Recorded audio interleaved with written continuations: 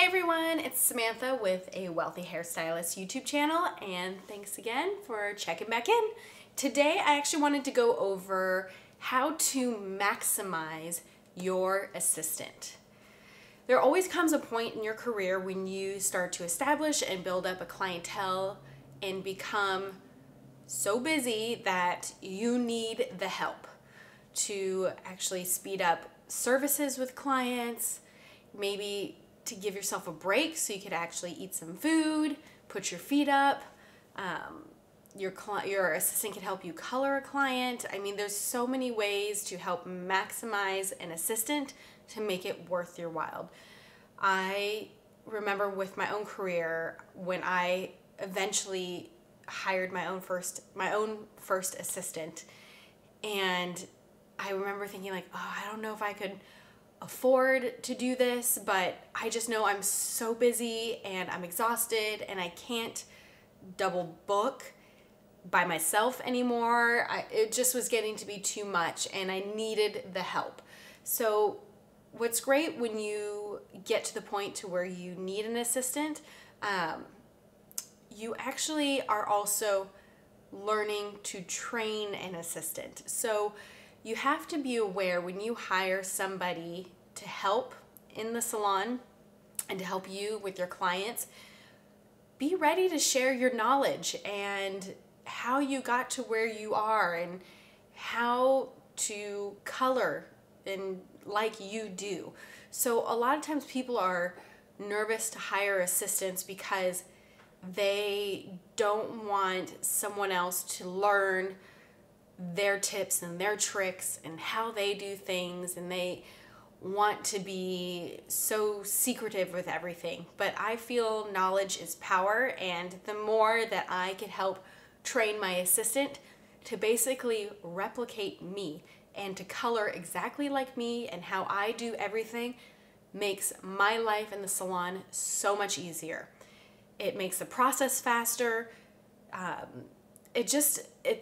It's like two of me. It's perfect. So I think sharing my knowledge of how I color and how I do things with my assistant has not only helped my revenue income, but I feel it's also helped provide more of a luxury service to my client because they're getting two people working on them and they get out the door a lot quicker than if it was just me by myself. So first things first, when I hire a new assistant, I usually like to do a 90-day trial period. So they will work for me for 90 days, and usually at the end of 90 days, the assistant and I will sit down and I will decide whether it is a good fit and I want to move forward and keep the assistant, or it's not a good fit and we part our ways. So that is very clear up front because, you know, everyone's always on the best behavior the first few weeks when they work for you.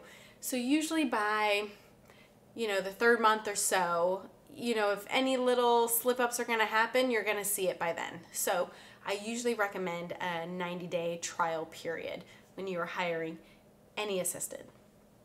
All my assistants usually assist me for about 2 years. And towards the end of 2 years, I usually will start to ease them out onto the floor, or or they'll be renting a chair or working commission, and then they'll still work for me part-time, and they'll slowly start to ease out on their own. But first things first, when you hire an assistant, I always do shampoo training. Doing a great shampoo and a fabulous massage on a client is a big deal. I don't like my shampoos rushed. I don't like my massaging rushed. That is where the client is pampered the most, and that is where all the treatment happens. So if you are doing a crappy shampoo and you are rushing during that service, that's not comfortable for the client. They do not like that at all. So when I do shampoo training with the assistant, I will actually wash and massage my assistant's hair. I want them to feel what I like to do to my client. I will explain how I'm massaging the hair, how I break the scalp up into 4 quadrants, and where I like to massage and where I like to scrub, and how to clean the extensions properly. And then I'll have the assistant wash my hair. and condition and massage my hair. And if I usually feel that they need to work on it again, I will wash their hair again, and I'll make them feel the difference, and then I'll have them wash me again. And that usually will be happening probably 3 or 4 times. And I usually will make my assistant wash, condition, massage, blow dry, style me at least every week. Once a week, every week that they are in that 90-day trial period. Because by then I can see their shampooing skills and massaging skills slowly start to graduate and evolve. They get more comfortable, they're not so timid. Sometimes shampoo bowls are funky and they, need to get comfortable in how to maneuver around a shampoo bowl. So they need time. And like I said, having them work on me, I know exactly how their tension is, and I train them how to communicate with the client, if the water's too hot, the pressure's too much, massaging the neck. It's a whole thing. You have to have a really good massage and shampoo experience with an assistant, because if not, your client's not going to be happy. So that's like the biggest number one for me. Next thing for an assistant, I usually train them how to set up my station, how I like my foils done, all my weaving comb, my clips, my cape, my drape for my client, towels. Everything is set up on my tray for a client, sanitation on the chair. Everything is ready to go for when that client comes and steps through the door. I also have my assistant take my client's color card. We go to the back room. They pull out all the color, anything I'm going to be doing for the client, they get it all set up. Bleach, the bowls, color formula, tubes, bottles. The color book is opened, so everything is all laid out. They get the next date written down because I'm a freak and I keep a color log of every single color thing I mix up for every time a client comes into the salon. I keep a very organized color log book, whatever you want to call it, for each client that comes into the salon. Because I have those clients that come in, they say, hey, remember what you did to me last October? I want that again. So I usually like to keep everything very detailed and very organized. It just helps me, but it's only a suggestion, but I recommend that you do it. I think it'll make everything very clear, especially with all your pricing, and you can see what you've been charging in the past and what you're charging now. So I have my assistant set up and prep and get all my clients' color ready to go. Another thing I do for my client, or I should say for my assistant, is I train them on how to communicate with clients, how to greet a client, how to make phone calls to a client, how to confirm appointments to a client. I remember I had an assistant many years ago. She was so shy, so shy that I just, she probably is going to hate me for saying this, but I knew she was so shy. At the end of every week, I would make her make personal phone calls to every single one of my clients for the next week to confirm their appointments. Even though our computer system would send out email reminders or text message reminders, I actually went the extra step and I would add a personal phone call. And I made her do that because I knew she was so shy, and it was a way for her to work on her communication skills and for her to start to become comfortable with clients and how to communicate with them.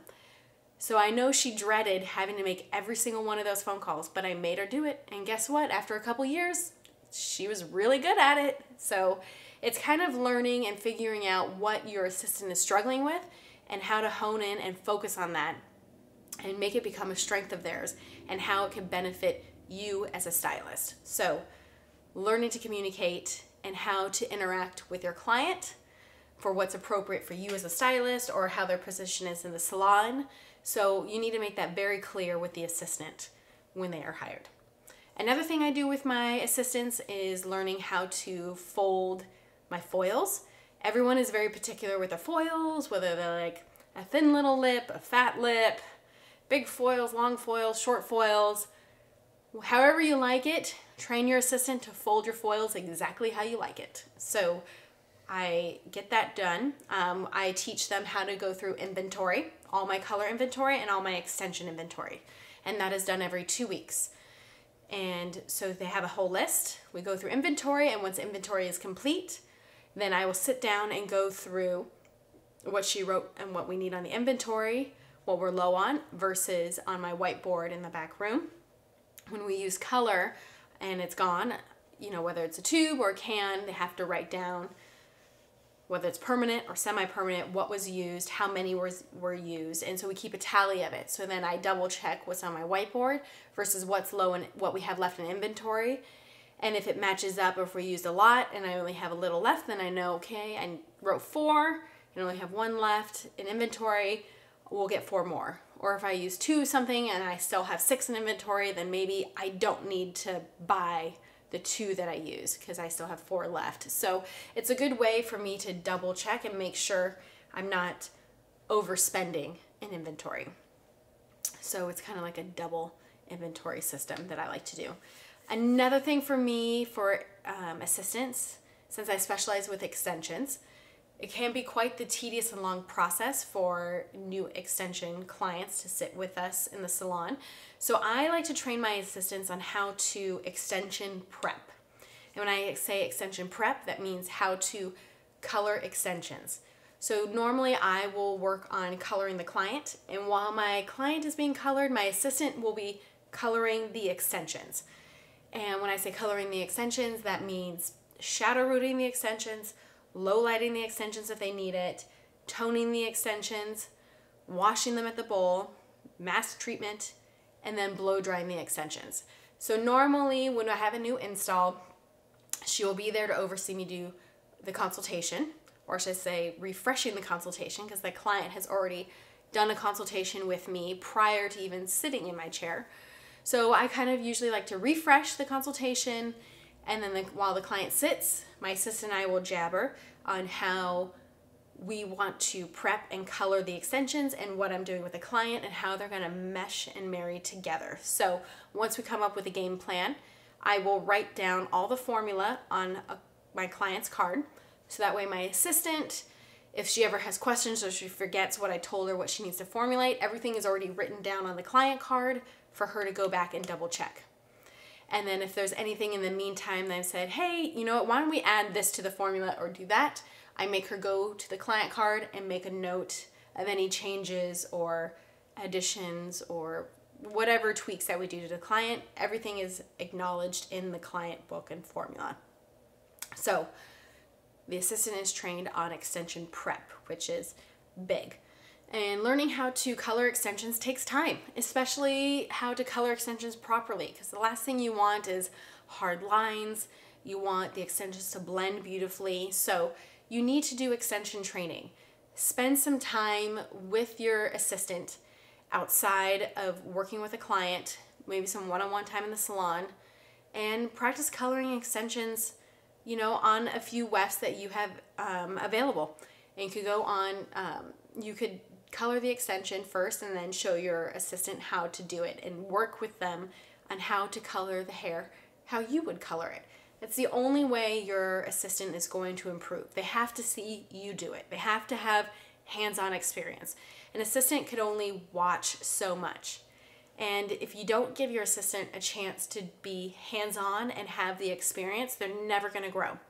And if they don't get that chance to do that, they're not going to stay your assistant very long. So you always need to throw little, I don't want to say little eggs, but you know, little things that the assistant could grasp on, and they feel like they're growing as they're working with you, and they get to be hands-on, and they get to evolve, and they get to work with the client and be hands-on with the client. So it's a process. I understand when you first hire an assistant, you might not want them to touch your client, but eventually you need to start easing them in. They have to have hands-on experience. So, and it's okay to train the client while you're working with, or train the assistant while you're working with your client, because then it lets your client know that you are actually paying attention to your assistant. There's been many times when I'm foiling a client and I explain with the assistant, okay, let's section in the back. I want you to do packed in 5 foils around the hairline, baby lights, and then start breaking things up, moving up the back of the occipital about a finger width apart. And we're still doing baby lights. You know, so I kind of will usually guide my assistant very clearly in front of the client. So the client knows that I, the stylist, the professional, am observant of my assistant. And I am watching her. She knows exactly what I'm doing. I know exactly what she's doing, and everyone's on the same page. The last thing you want is your assistant to be doing something and they seem flustered, and then your client notices that. So it's good to train, but obviously be nice about it and positive. And I always like to show positive reinforcement of my assistant in front of my client. Like, oh my gosh, assistant, Sarah, or my assistant's name is Ashton now. So, oh my gosh, Ashton, that was a great foil, or fabulous blow dry. I always like to give praises to my assistant, especially when I know she's doing a good job. If this assistant's not doing a good job, then you don't want to do that. But usually if they're working hard and you see them trying and they're actually improving on what you're training, I usually like to give good praises, and especially in front of my clients, because then it makes my client more comfortable with my assistant working on them. So it makes this whole process a lot easier. And it makes the client more comfortable and they feel like the assistant knows what they're doing. So that is big. Another training that I like to do with my assistants is blow drying and curling. So I like to have a signature kind of beachy wave, very undone, kind of messy, a little lived in. So I have a way of how I like to curl my client's hair, how I blow dry the extensions. So you have to train your assistant how to do that. And like I said before, with the washing and the massage, that also goes with blow drying. So I will blow dry the assistant's hair. We'll do curling training together. I will have them bring in models for this. So you definitely need to make sure the assistant is comfortable to do this on a person. So work on a doll head, or have them bring in their friend or their mother and just practice blow drying and curling, because the extensions, they're more hair to work with. They definitely have to be aware of the sensitivity of the client, especially if there's stitching and there's beads involved with the wefts. So there's different care of how you would blow dry and style extensions than you would with your normal hair. So you have to be very precise with your training with that. Another thing I like to do with my assistants is, outside of working on clients, is to have that one-on-one time with my assistant to do color training, to do haircut training, blow dry training, shampoo and conditioning training. And every once in a while, take them out to lunch. Get to know your assistant. They're not just there to be a worker bee for you. You need to have a relationship with this person. They're going to be side by side with you for a very long time. Usually for me, I have a two-year apprenticeship or assistant training program, unless if I could see the assistant has really elevated pretty quick, then sometimes it might be a year and a half, but I usually tell my assistants it's a 2-year training program. So they're going to be with you. They're probably going to see you laugh, they're going to see you cry, they're going to know the drama in your household. Your assistant is with you all the time. So make that environment fun. Get to know your assistant. Enjoy the day with them. They're going to be with you side by side. So that is also why the 90-day trial is very, I really highly recommend it, because you want to make sure you mesh well with this person that you are going to hire, especially if they're going to be with you for 2 years. They're an extension of you. So you want to make sure they are a good fit. So I hope all of this helps. These tips and tricks, how to maximize your assistant, to make your day run smoothly, to make your clients feel comfortable, and to hopefully train somebody to work with you, to work for you. You never know what could happen once you train somebody. But also know that your assistant might not ever be around forever. Sorry guys, my video, I guess I went over my max amount of recording time, but I just want to say your assistant, like I said, is an extension of you. And hopefully they will want to stay with you and grow within your salon, but sometimes they want to spread their own wings, and that's okay too. But the key is to maximize them while they are there to help you, the stylist, grow your clientele and to make the process of you working in the salon easier and more fluid. So enjoy having the assistant, maximize the use of the assistant. And I hope this video has helped you, because having an assistant has made a world of a difference in my life within the salon, and I'm forever thankful for all my assistants I have had. So if you have not had an assistant yet, start looking for one. And if you have any questions regarding assistants, drop them below. Don't forget to like and subscribe, and thanks so much for tuning in to A Wealthy Hairstylist. Talk to you later.